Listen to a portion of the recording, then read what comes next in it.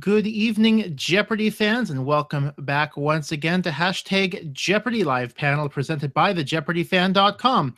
Once again, I am Andy Saunders, and I am moderating tonight's panel. This is the final panel of our third season, so let's get right to it. Just a one-on-one interview tonight. My interview subject, recent five-time champion. Congratulations and welcome to the show, Justin Vossler. Thank you. Pleasure to be here. So, Justin, my first question for you, and I'm curious actually if this answer has changed between before you taped and after you taped. Obviously, you're a teacher. So, my question for you is, obviously Jeopardy has a teachers tournament. And so before you won your 5 games, had you hoped to have been on the teachers tournament instead of regular Jeopardy? I would have been happy just to go. So either one was fine with me. When they told me at the audition that I was, as a teacher, automatically entered into both pools, I was, excited because that meant I had, twice the chances to get on and compete. But I really didn't have a preference between the two. I was just happy to go. Okay. By the way, which I know sounds corny, but it's true. Well, no, that's not a problem at all. I mean, that's I think that's an attitude a lot of contestants have. That they're just happy to get the opportunity to play the game on the stage that they've been following on their television for God knows how many years. And sure, yeah. So, as always, because I failed to mention this before my first question, if you do have a question for Justin tonight or for me, we have a hashtag on Twitter that I do keep an eye on during the episode. That's hashtag Jeopardy Live Panel. And we also have a YouTube chat because we are airing live on YouTube right now. The chat for the episode. If you have a question there, you can leave it there. And as always, if I like it, I will ask it. So, my next question for you, Justin, kind of going along your journey a bit to the show, how many times did you audition before you had received the call to be on the show? I am one of the fortunate people to have only auditioned once. And was this the first time taking your online test as well, or have you taken it a couple times? This was the second time taking the test, though. Okay. So a journey that was, I guess you've determined, has been significantly shorter than that of a lot of other people. Absolutely. Talking to people on the shuttle over to the studio and them saying that they had auditioned 3-4 times, I felt very fortunate to have made it in the first one. Very nice, very nice. And so how long ago was your audition? It was in October, actually. It's right around Columbus Day weekend. Okay. Very nice, very nice. In New York or Boston? New York City. New York City? Okay. So, I know you mentioned this on one of your interviews, that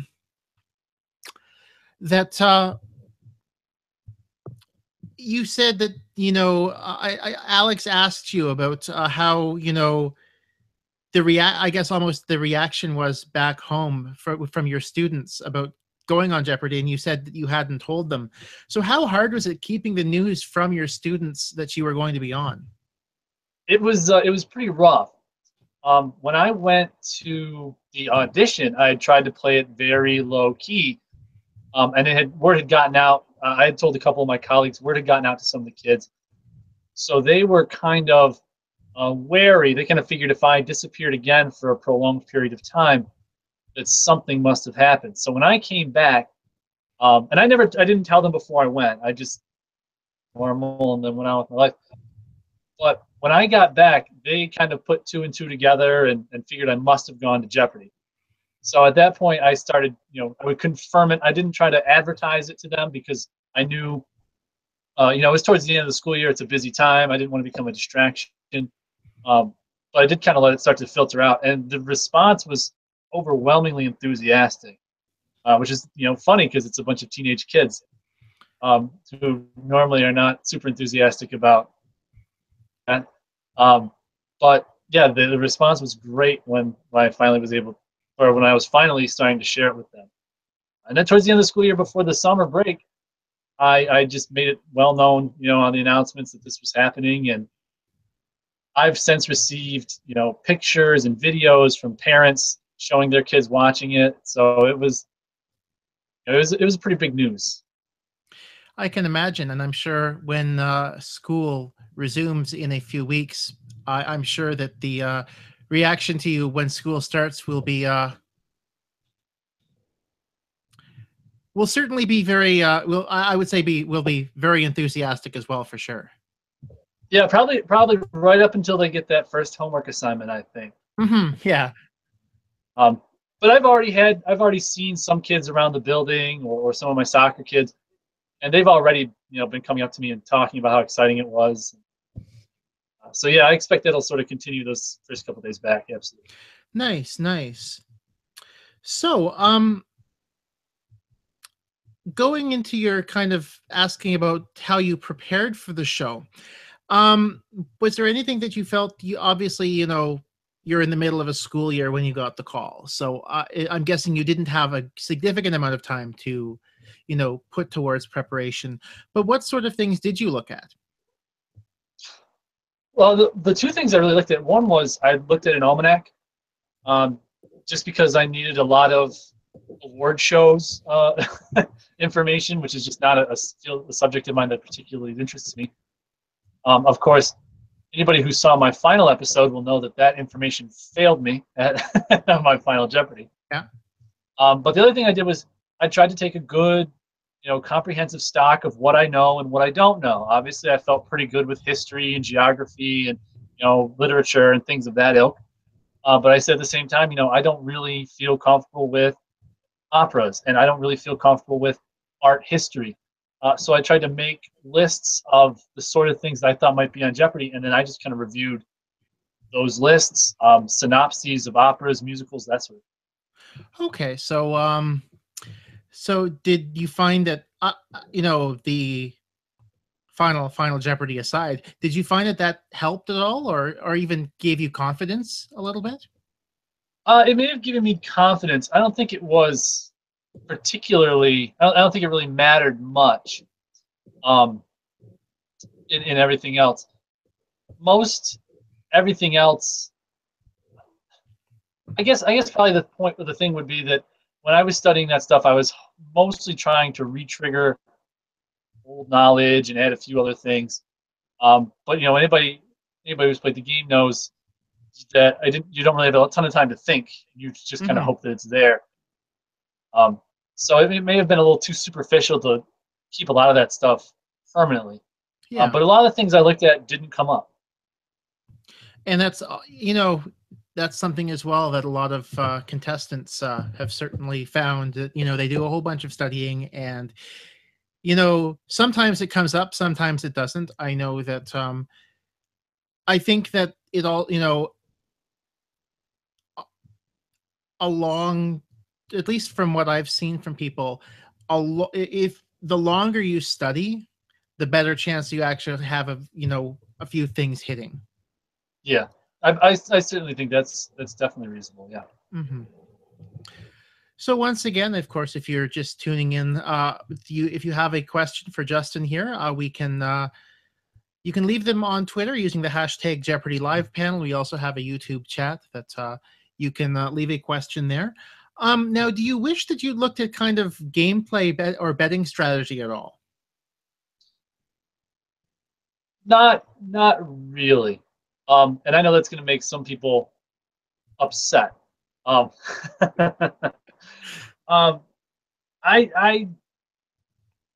just didn't really think about that. To me, yes, there are rules and laws that you can follow when you bet and when you play the game that definitely give you an edge. Absolutely.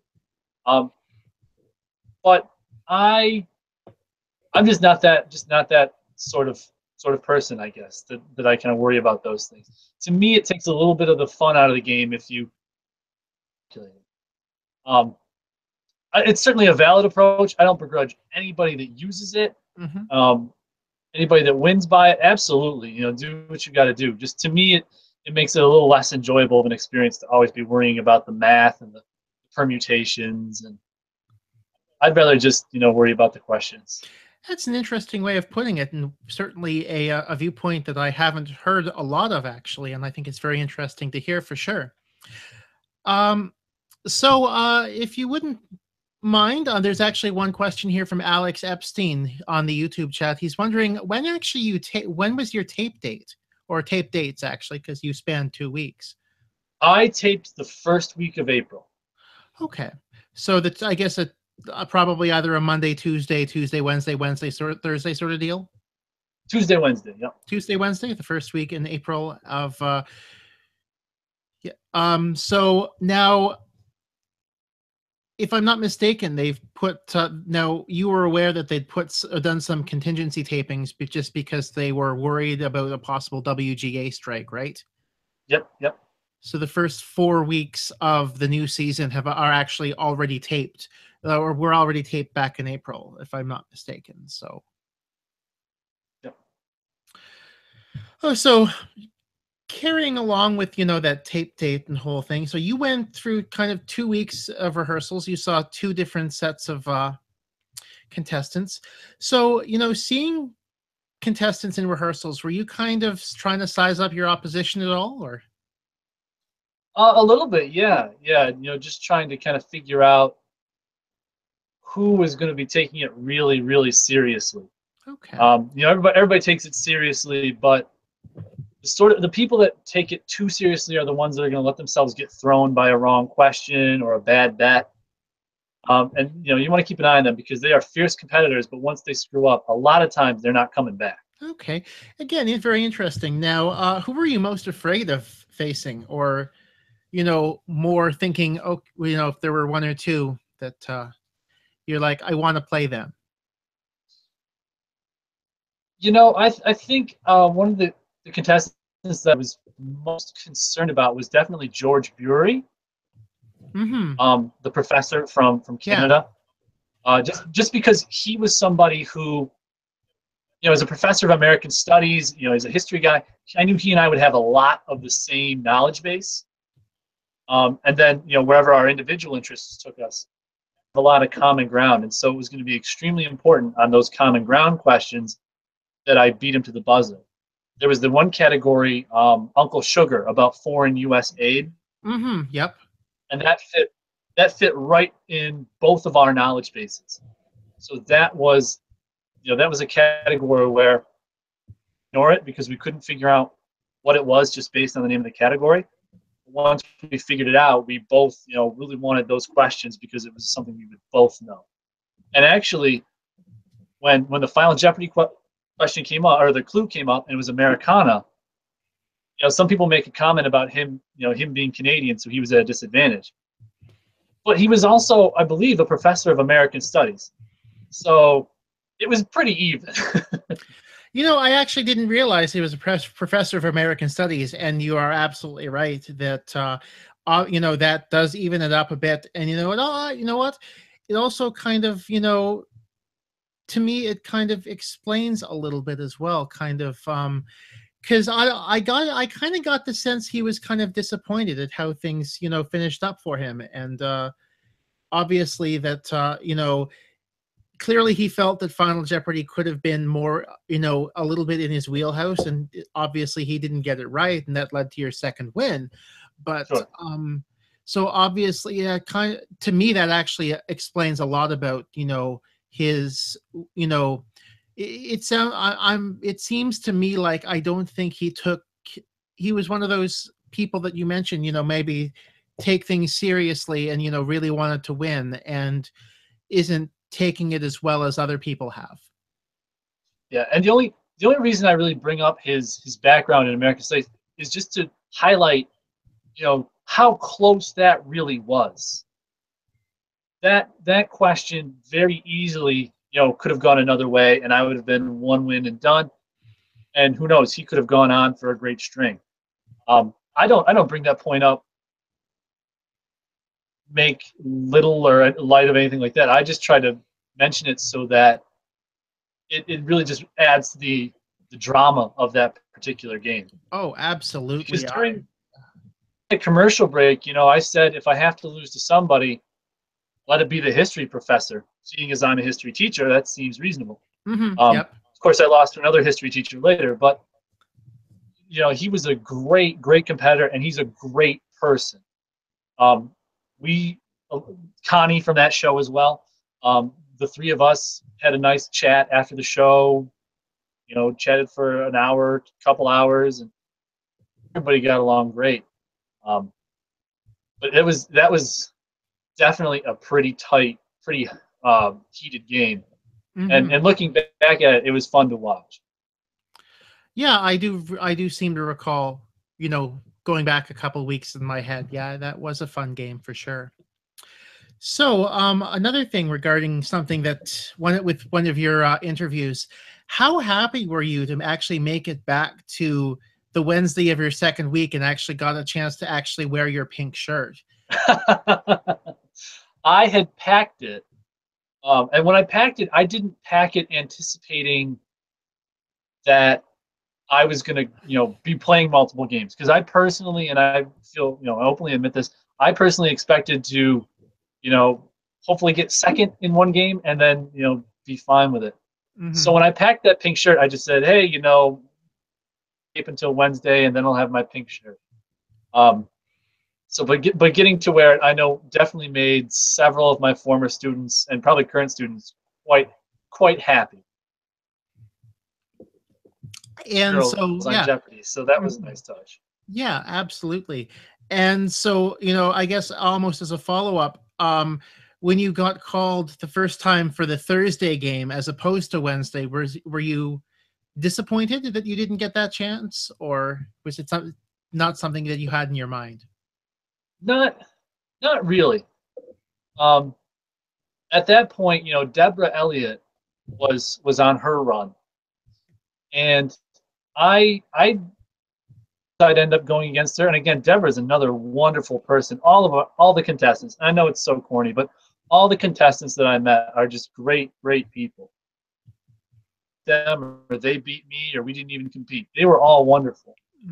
But I didn't have a problem not playing that Wednesday game because it gave me another chance to observe Deborah and how she played and how she went about things. And I don't know if it necessarily helped or gave me an edge when I went up against her, but it definitely made me feel a little more confident going against her. Nice. Absolutely. Again, an excellent point there for sure that, the more you know about watching someone, the better of it, especially if you're paying attention to that sort of thing, the better chance you have of, actually beating them. So, you obviously got a couple of opportunities to have lunch on Sony's dime at the commissary. So, one question I always ask here on #Jeopardy Live panel is, what did you have for lunch? Well, the first day I had some sort of sandwich. It was like a chicken sandwich, I think. And the second day I just had a parfait. I wasn't particularly hungry. Okay. Do you think that, lack of food at the lunch break might have hurt? Well, on that second day, one thing that I made a point to do, I stayed on East Coast time the whole time I was out there. So that meant, getting up at 3 in the morning LA time. And I got up at 3 in the morning that Thursday for taping, and I had a little breakfast, but I just wasn't hungry. And as the day went on, I was, starting to lag. And then when lunch came, I told myself, you got to eat some protein, you got to get some energy back. But I just wasn't hungry at all, so I didn't. And comes across necessarily watching the episodes, but during the commercial breaks from my last game, I was leaning all over that platform or that podium. I was pretty tired. But and so maybe if I'd had a more protein filled lunch, I would have been better. But oh well, nothing I can do now. Yep. It's hindsight is 20/20 as well. So Now, were there any, from what you remember of your episodes in the studio, were there any weird kind of judges stoppages that you want to talk about? Uh, not not really, not really. The only one I had a question: forests, and I answered trees, and they had to turn to the judges on that one. Um, Mhm. which I I don't know. Maybe it's just because where I grew up, you call a large body of large number of trees a woods, but whatever. Um, I thought that was the sort of thing that probably could have been a quick judgment call, and um, it didn't. It's not like it went to commercial break and they had to discuss it. Alex just kind of looked at them and somebody must have nodded their head, but I figured that had to be acceptable from the get go. So Okay. Oh, a question from Alex Epstein again. Did they stop the taping when you actually said sloth? they did not. Okay. They did not. No. No stop, just right through. Okay. So, going back to your last game a little bit, I know that Alex kind of, on the Mayflower Daily Double, he kind of, as he is wont to do sometimes, he certainly will, dig the knife in and then turn a bit. So, did you feel like that was something he did when you after the Mayflower Daily Double? And Not at all. Not at all. I was upset with myself because of the pilgrim reference in the clue. Oh well, that's obvious now. Um, I was focusing more on just trying to file that information away for later because who knows, I might need that again someday. Mhm. Um, and then just got to let it go and on to the next one. So I didn't really pay much attention to that. Well, that's good. And so, how much did that, because you've mentioned that a couple times now, how much do you think that ultimately helped you, just remembering to move on to the next one? It was so important. There were times where I would miss questions that I should have gotten, and I didn't. The question about the Black Forest, I the Black Forest seemed too obvious, so that's why I said, well, that can't be it. And then of course it was. And my father's family ancestrally is from the Black Forest, so Mm, that one, that stung, that hurt. And there were times where I would screw up like that, and I would start to get a little off, out of my head, off my game a little bit. And I just caught myself and I said, you can't do that. If you're going to lose, make sure it's a close game. Don't get blown out. If you don't want to get blown out, you got to stay focused. So mhm. that was definitely a key component. So, were you surprised by how difficult the last few Final Jeopardies that you played actually were? Because it seemed like there certainly weren't a lot of correct responses in Final Jeopardy the last week of the season. So, were you surprised by how difficult they were? I think they were all perfectly fair and reasonable Final Jeopardy questions. And in fact, I thought the ones that we'd gotten before, with the exception of Hail to the Chief, but I know some will disagree on that. I felt some of the ones from before, and especially the ones from that week, a lot of them were softballs. Um,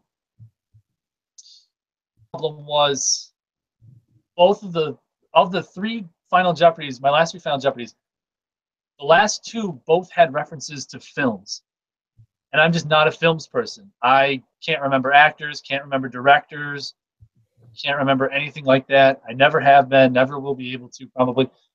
Um, so those were questions that just were not in my field of knowledge. It just wasn't there. I think they were both perfectly reasonable, and in fact, I was just talking this past weekend with somebody, and I mentioned the final, the one that I lost on, and I just gave her the clue, Yep. and she thought about it for about 10 seconds, and she said, "Was it Anthony Hopkins?" I said, "Yes." I said, "Where were you then?" Um, I think they were perfectly reasonable. They were just, one was a straight up Oscars question, and the other one had a reference to a film, and I just wasn't familiar with those. Yeah. So that's just how it is sometimes. Yep. And yep, exactly. Sometimes that happens. Now, how difficult was it coming up with, anecdote number 4, 5, and 6 for the show once you got into a bit of a run for your chat with Alex? Oh, it was terrible. I the tape day packet with all that about me stuff. I did it at school one day. I had a lot of stuff going on, so I reached a point where I kind of just said some really jokey things. And then later on, after I won my first 2 games, I was told I needed to come up with something better. That was my homework assignment. Um, so, my problem was too.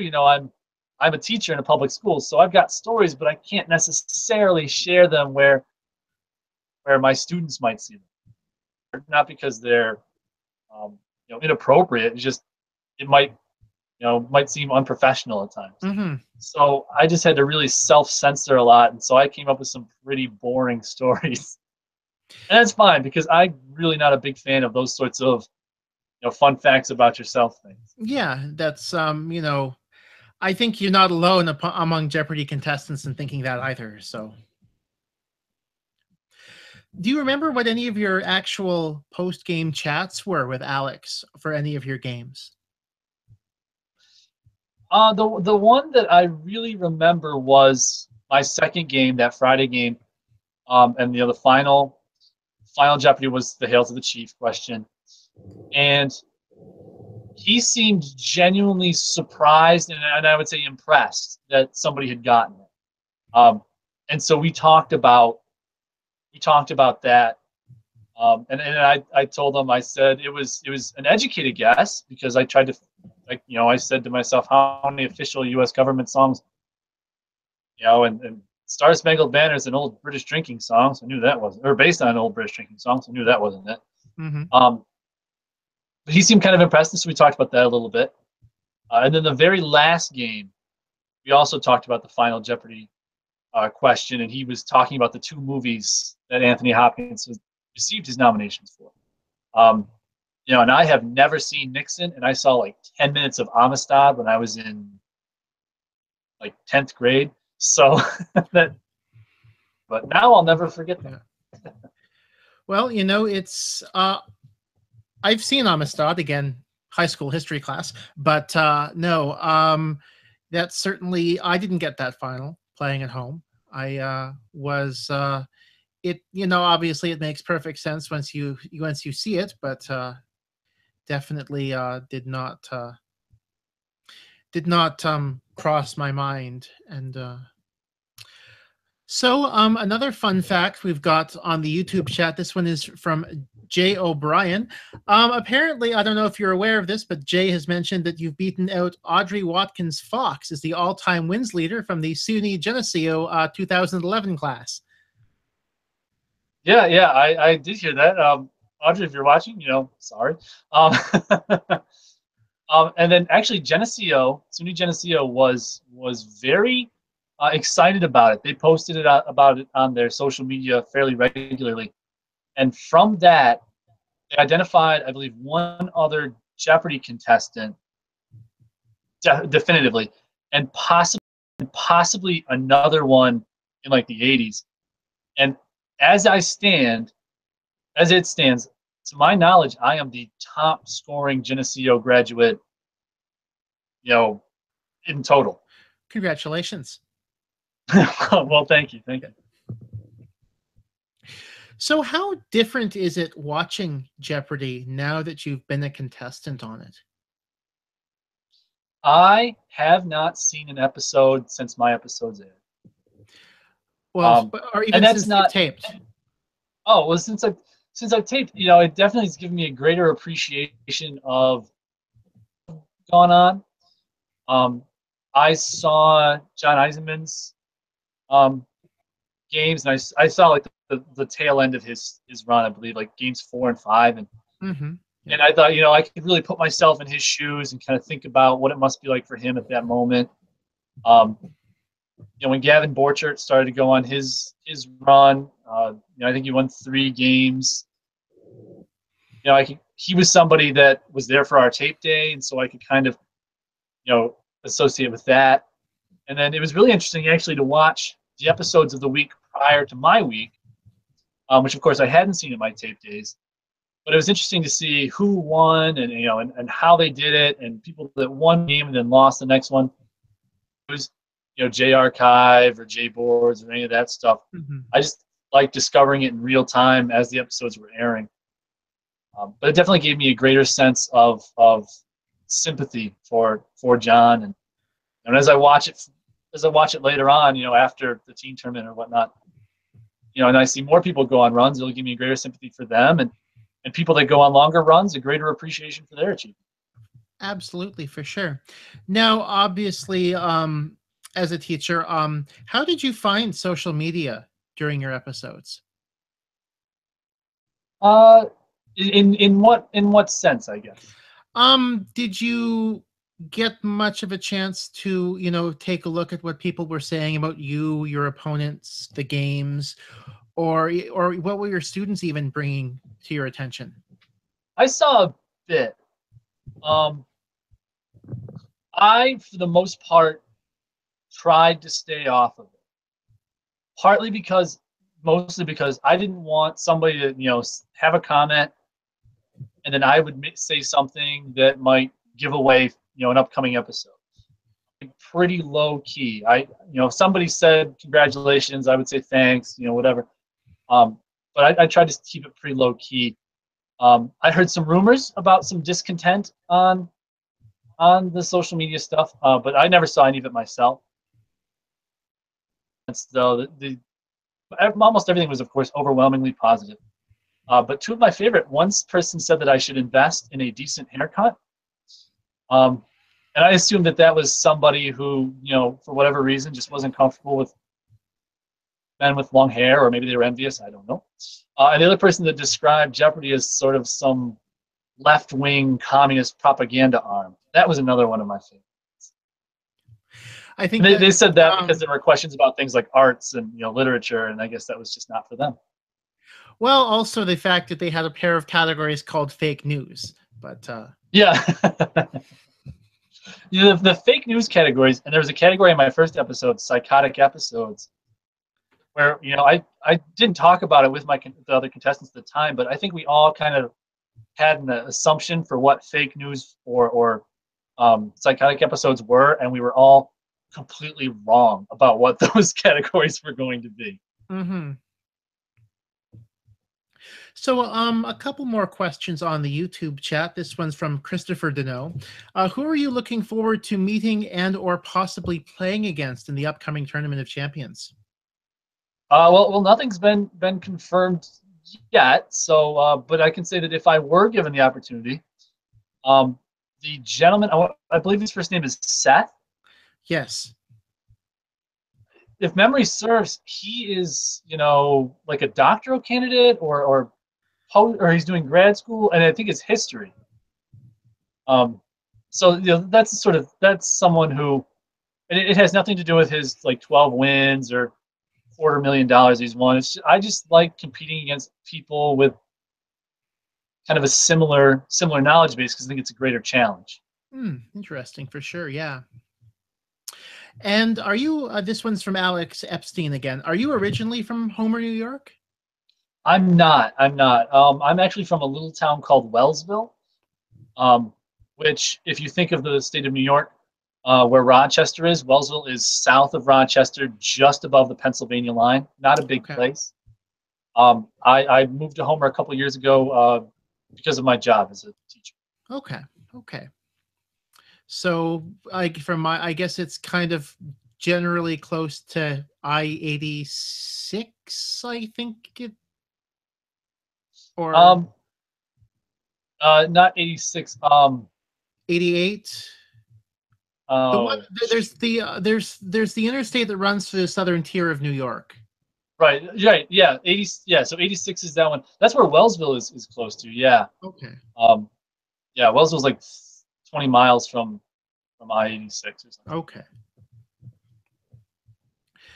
So, one question that I ask sometimes here on of people who come on Jeopardy Live panel is, everyone kind of has that almost like a superhero origin story as to how they kind of became a Jeopardy fan. So, I'm going to ask you the same question. What made you a Jeopardy fan? All credit has to go to my late grandmother, Janice Vossler. She was, she would have been a teacher, a librarian. She was somebody that really valued learning. And when we were little and we would go to visit my grandparents, if we were there when Jeopardy was on, she would always invite us into the living room.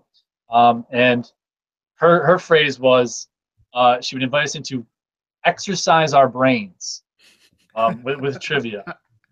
I mean, she always just blew me out of the water. I beat her once on a question about the Chicago Bulls. That was it.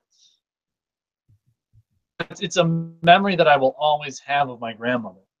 And when they gave us the Jeopardy pens at the auditions, and one or two more at the show, I took one of mine, and as I mentioned, she's unfortunately no longer with us. Mm-hmm. I left it on her headstone as a tribute to her, because if it was not for her and her influence when I was younger, I would never have even thought to have taken the online test.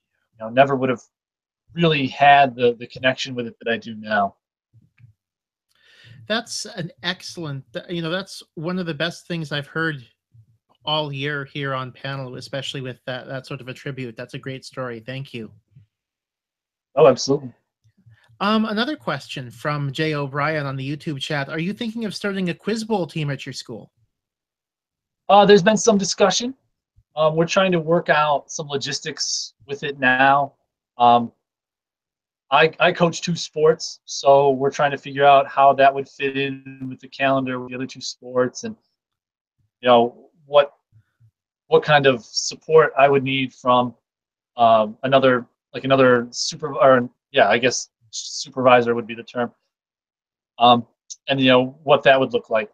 So we're in discussion about it. If it's something that we can make work, I would definitely do it. We had something like that when I was in high school, back in Wellsville. So I'd love to be able to bring something like that to my current district. Awesome. That's great to hear. So, do you have any questions or anything that you thought I'd bring up tonight but didn't, or any random questions you happen to have for me? Not particularly, no. Okay. So I always ask that just in case, sometimes I, accidentally leave something out. So, but I want to thank you for coming on hashtag Jeopardy Live panel with me tonight. For the sake of the viewers, I mentioned that this is kind of technically the last show of our 3rd season here on hashtag Jeopardy Live panel. I'm not going to stop, doing panels over the summer hiatus, though. One thing that I did a couple years ago that I think I'd like to bring back, if some of the long-time viewers may remember something called the Tournament of Panelists, and I'll be bringing that back this summer. So, for those of you listening, if you've been on live panel before, I'll certainly try to get in touch with you. And over the next few weeks, I'll kind of bring a bunch of you back on to answer. I'll prepare some random questions about Jeopardy, and we'll have a good discussion over the next few weeks here on panel. So again, thank you very much, Justin. I'm just going to check one more time to see if there's any other last-minute questions here on the YouTube chat or the hashtag, and it doesn't appear as such. So thank you very much, Justin. It was a pleasure having you on tonight. Thank you. My pleasure. So for everyone here at hashtag Jeopardy Live panel and the JeopardyFan.com, I am Andy Saunders, just getting the credits up here. So thank you very much for tuning in. We'll see you soon here on hashtag Jeopardy Live panel, and have a good night.